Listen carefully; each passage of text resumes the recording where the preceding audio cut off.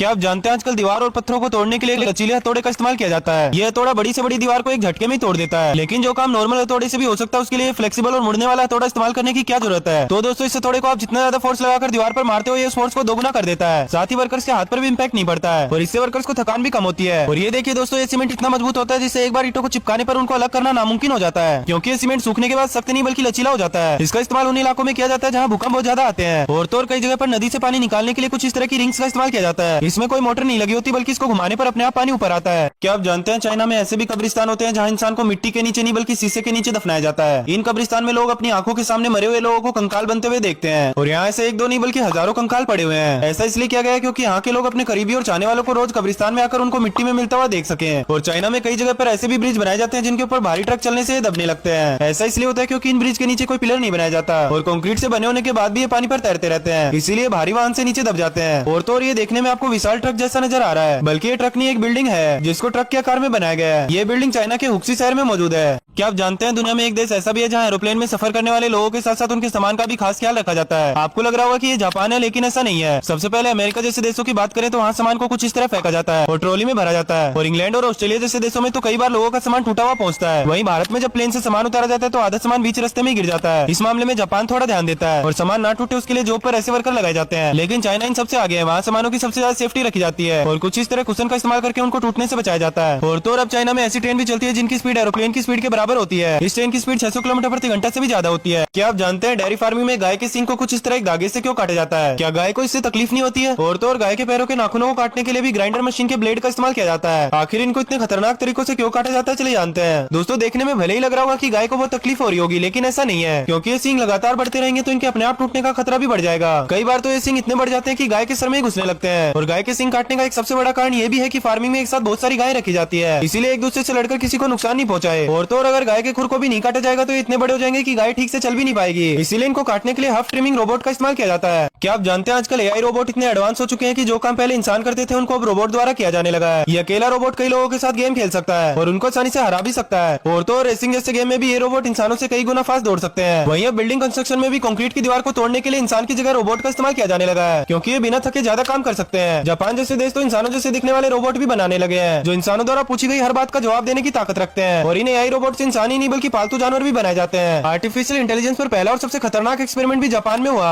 जिसमें 29 लोगों को एआई द्वारा अपनी जान गंवानी पड़ी थी। क्या आप जानते हैं दुनिया की सबसे महंगी लकड़ी कौन सी है? महंगी लकड़ी का नाम सुनते ही आपके दिमाग में लाल चंदन जैसी लकड़ियों का नाम आ रहा होगा, लेकिन एक लकड़ी ऐसी भी है जो इससे 100 गुना महंगी है। आखिर ये लकड़ी क्या काम में आती है चलिए जानते हैं। दोस्तों लाल चंदन की खेती करना इंडिया में पूरी तरह से लीगल है, लेकिन फिर भी बहुत कम लोग ऐसा करते हैं क्योंकि इसके एक पेड़ को पूरी तरह तैयार होने में 12 से 15 साल लगते हैं। वहीं लाल चंदन के 1 किलो लकड़ी की कीमत 5 से 10 हजार रुपए तक की होती है। लेकिन अफ्रीका में पाई जाने वाली ब्लैकवुड लकड़ी दुनिया की सबसे महंगी लकड़ी है जिसके 1 किलो की कीमत 7 लाख रुपए तक होती है, क्योंकि इसके एक पेड़ को पूरी तरह तैयार होने में 60 साल का समय लगता है और लगातार कटाई होने से अब इस काली लकड़ी के पेड़ काफी कम हो गए हैं। इस लकड़ी से बने ब्लैक फर्नीचर की कीमत करोड़ों में होती है।